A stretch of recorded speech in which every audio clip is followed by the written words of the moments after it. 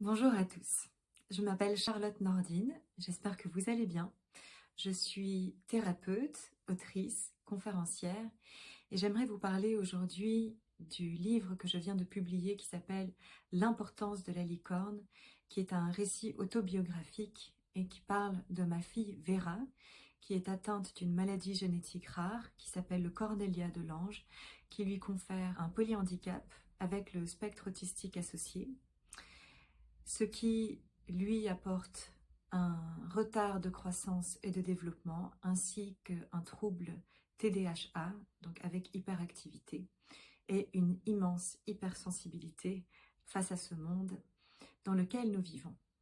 Ce récit parle de mon approche pour vivre à ses côtés en tant que mère, l'accompagner dans ses moments de vie les plus difficiles, à savoir que la vie de Vera a été empreinte de nombreuses hospitalisations, de beaucoup de crises, de beaucoup de difficultés à comprendre comment être, exister et rien que naître en ce monde a été une épreuve. Pour moi, ici aujourd'hui, il y a tellement de choses que j'aimerais vous dire à ce sujet parce que ça a été une épreuve qui a ouvert pour moi de si grandes compréhensions de ce monde et avant tout une plus grande compréhension de moi-même, de qui je suis, à travers le spectre de qui est Vera. Elle m'a ouvert, elle m'a permise de comprendre la profondeur de l'individu bien au-delà des masques que nous portons et bien au-delà des apparences. Aujourd'hui, c'est de l'aspect de l'inclusion dont j'aimerais vous parler parce qu'il me semble que nous vivons dans un monde où on parle énormément d'inclusion lorsqu'il s'agit de handicap, mais aussi de personnes peut-être plus fragiles et plus sensibles. Et cette inclusion, finalement, on demande à beaucoup de personnes qui sont atteintes de vulnérabilité ou qui sont vulnérables, qui sont nées vulnérables, de venir s'adapter à un monde qui dysfonctionne, qui est malade, qui nous demande de courir dans cette roue de hamster qui fait sens pour tellement peu d'entre nous. Et ensuite, lorsque ces personnes qui sont sensibles, sont atteintes dans leur système nerveux, ne peuvent pas s'adapter à cette réalité, on dit qu'on a des soucis dans l'inclusion, dans notre société.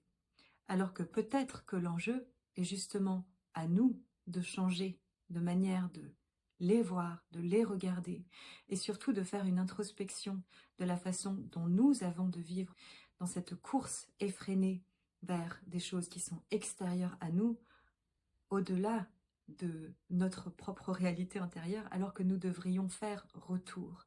Nous devrions peut-être aller voir qui nous sommes au-dedans. Et peut-être que nous pourrions aller trouver un peu plus de paix et de sérénité, ce qui apporterait un peu plus de paix et de sérénité à ce monde de matière dans lequel nous vivons. Je vais vous lire une partie du chapitre du livre qui parle de l'inclusion et j'aimerais aussi vous dire en capsule de cette vidéo que je vais faire le vernissage de mes deux livres Sagesse d'Isis Initiation et L'importance de la licorne à la librairie Delphica qui est au boulevard Georges Favon de Genève ce jeudi 15 mai et ce sera à 18 h. Et il y aura aussi un petit apéro qui vous sera servi en toute convivialité à la fin de cette présentation et vous aurez aussi la possibilité d'acheter les livres à ce moment-là. Dans le milieu du handicap, on parle beaucoup d'inclusion et d'intégration. Pour plus d'acceptation, il est effectivement important que les personnes dites ordinaires puissent rencontrer des personnes différentes. C'est la rencontre qui permet l'ouverture d'esprit face à ce qui est différent de nous, pour ne plus en avoir peur, pour ne plus être dans le jugement, ou pire encore, dans la moquerie. Et je dis ici entre parenthèses que parfois, lorsque nous sommes allés au parc avec Vera pour aller jouer, comme on le ferait avec n'importe quel enfant, Vera a été rencontrée par des regards très critiques de la part d'autres enfants qui venaient même me voir en me disant « mais c'est quoi son problème? Qu'est-ce qui va pas ?» Parce que Vera fait des bruits, elle fait des vocalises, elle s'exprime très différemment et qu'il y a des enfants qui ont cette ouverture de cœur, on va dire, ou peut-être que les parents leur ont appris, ou peut-être qu'elles ont appris à l'école, mais c'est en tout cas pas donné à tous et que parfois je trouve que ça demande un tel courage de la part des parents et des enfants que d'aller se présenter à la place publique. C'est quasiment un acte révolutionnaire que d'aller à la place de jeu. Ces mises en situation sont parfois périlleuses pour les enfants comme Vera, qui peuvent se sentir exposés aux minoritaires face à tous ces enfants ordinaires qui communiquent avec fluidité entre eux.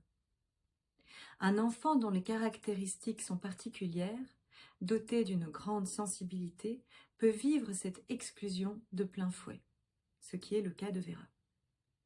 Alors que l'inclusion est louable dans son idée, il s'agit d'un protocole exigeant à mettre en place pour que l'enfant en situation de handicap ne soit pas pénalisé.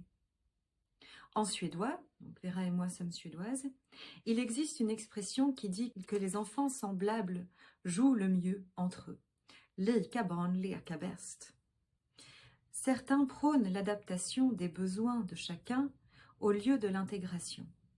Ce n'est pas forcément évident pour les enfants handicapés qui s'amusent et communiquent ensemble dans leur silence ou dans leurs bruits expressifs. Il faut savoir que Vera communique avec tous les autres enfants de sa classe, dans son groupe, dans son institution.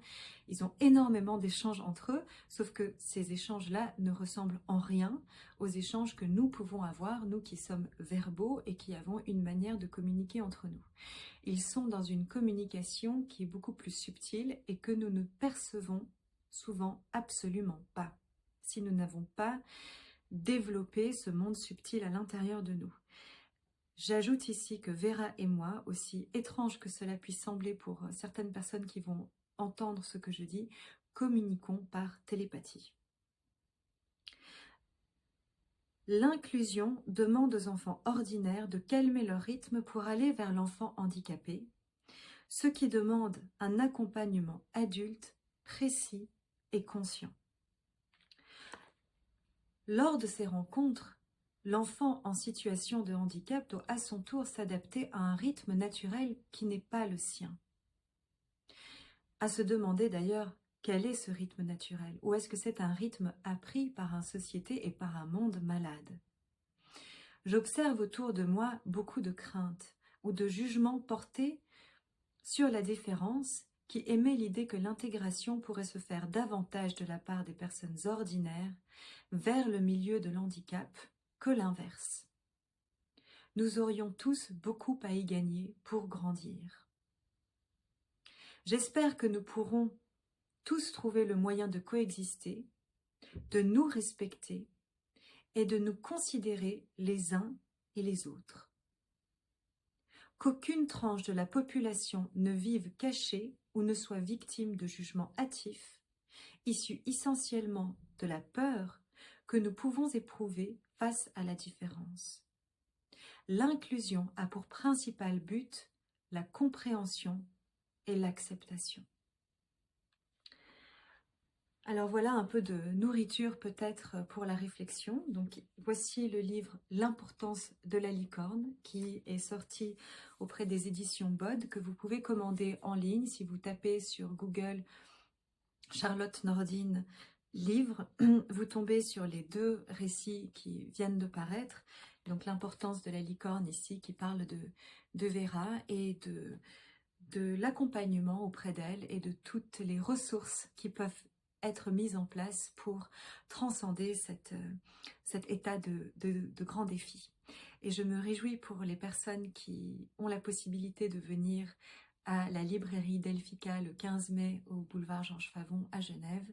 Et autrement, je me réjouis de vous retrouver dans une prochaine capsule vidéo. Je vous souhaite une très belle journée et je vous dis à bientôt.